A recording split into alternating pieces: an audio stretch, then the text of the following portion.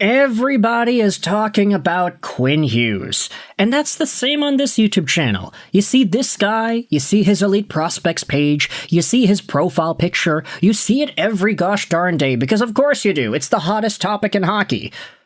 But what if I told you that we could be on the cusp of potentially seeing some other conversations with some other Hugheses? New Jersey fans, clench up and put your seatbelts on, because this is not going to be a fun ride. Let's go out there and talk about what Greg Wyszynski said on Twitter when it comes to the Vancouver Canucks and the idea of a Quinn Hughes trade.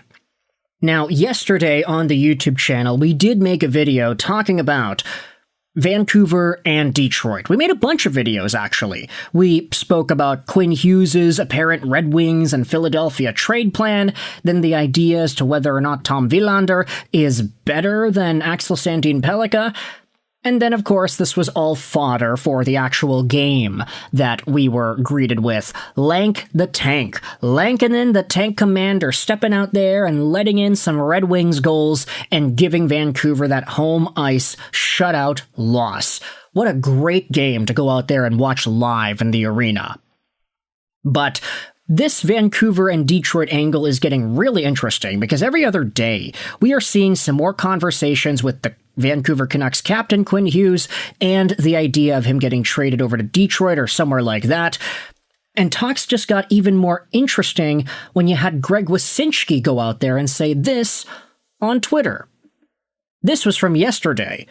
Is this the prevailing theory right now? 1. Vancouver trades Quinn Hughes to someone like Detroit that's a better fit needs-wise than the New Jersey Devils. 2. He spends 2 seasons there, hoping that he would sign long-term. And number 3, summer 2027, he either signs with New Jersey or basically tells us where Jack is heading as a 2030 UFA. And this can be interpreted in a number of ways. You can say, firstly, Greg Wyszynski, what the hell are you talking about? Like, this doesn't even make any sense. What are you on? What does this even mean? It's cryptic, is it? I'm not too sure. But you can kind of string together an idea as to what Quinn Hughes' plan could look like if it follows this sort of a blueprint. And you can just go out there and read some of the replies. I mean, I guess JP Gambatis is also kind of confused. I am too, honestly. Like, this is not the easiest thing to interpret. What in the hell is Wyszynski even talking about? But there are some interesting ideas as well. Shane goes out there and says this, like, I don't think Yzerman trades for Quinn Hughes without an extension in place already.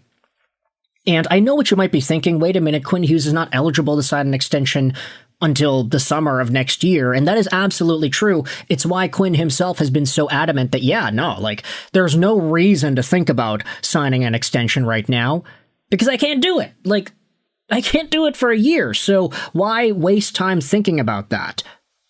But if Detroit is a prevailing contender for Quinn Hughes, you could definitely say that it's a better fit with the Red Wings than it is for the New Jersey Devils.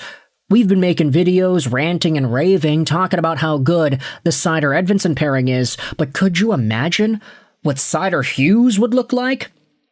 I mean, Seider-Edvinsson is already the top NHL defense pair in the entire league based off of goals for percentage, or not goals for percentage, expected goals for percentage, excuse me. Could you imagine what Moritz Seider's solid defensive play paired with Quinn Hughes' dynamic, elite, team-defining offensive productivity could look like? Simon Edvinsson would have to get demoted to line 2 to play with Axel Sandin Pellikka, and just thinking about what Hughes and ASP could bring on different pairings, it would keep NHL teams on their toes. I mean, Hronik Hughes is already pretty good, but Hughes with Seider, who is a lot better defensively and just a behemoth of a human being, I think that would shake the rest of the league like crazy. Now, this is a much better situation for Quinn Hughes to step into than it is in New Jersey, for example. You talk about the Devils and the fact that Luke Hughes is already a guy that's playing on his offside and he's a top 4 D-man, and on a best-case scenario situation, he's probably a top pairing guy. Do you really want Quinn to be stepping on his brother's toes there? What does Simon Nemec's role look like long-term? Dougie Hamilton is also in there as well. First power play has Simon Nemec for whatever reason. Second power play has Hamilton and Hughes. So you would have to move some guys around. I would assume that Simon Nemec goes over to Vancouver if he does get traded to the Canucks in a Quinn Hughes deal.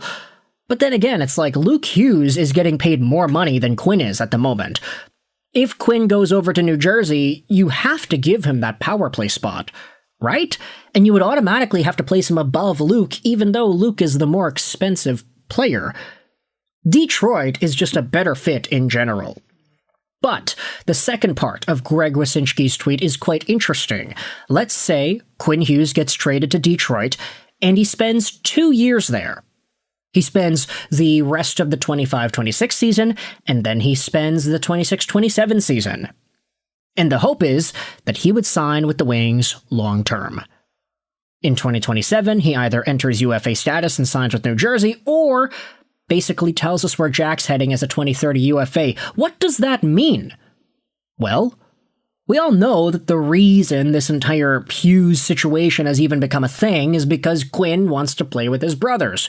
2 brothers in one city in New Jersey, and Jim Rutherford stirred the pot by bringing up all these times in the media. But Jack Hughes, as good as he is, and as good as his contract is, that contract expires in 2030. So, when 2027 comes around, this is 2 years into the future, so we're thinking long-term here.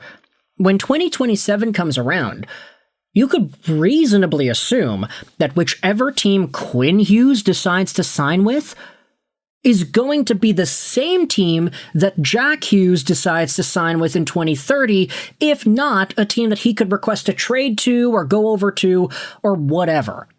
If Quinn Hughes goes over to Detroit, for example, and he ends up signing an 8-year extension with that team, let's say he gets traded soon, and then he signs an 8-year deal before September 15th, 2026, which would kick in 2027, 2028, would that not be even more insurance that a guy like Jack Hughes instead would be the piece to move? I mean, it's been talked about by various NHL insiders, Jeff Merrick, Elliot Friedman. Could not just Quinn, but all of the Hugheses head over to Detroit in some capacity at some time? That would be difficult with Luke, because Luke Hughes, as we had mentioned, his contract goes on till 2032. He's got a while to wait before he's able to move around. If not, he just decides to go out there and request a trade himself, which of course would be quite blasphemous to even assume if you're a New Jersey Devils fan. But the idea that Quinn could be setting the tone and starting this domino effect for the rest of the Hughes bros that could inevitably end off in Detroit, that's quite interesting to me. And I want you to let me know your thoughts in the comment section below. How do you feel about this idea? Do you think if Quinn Hughes goes over to a team like Detroit, he ends up signing a long-term deal there, do you think that sets the tone and it sets a chain reaction that could inevitably lead to all 3 Hugheses suiting up in Detroit?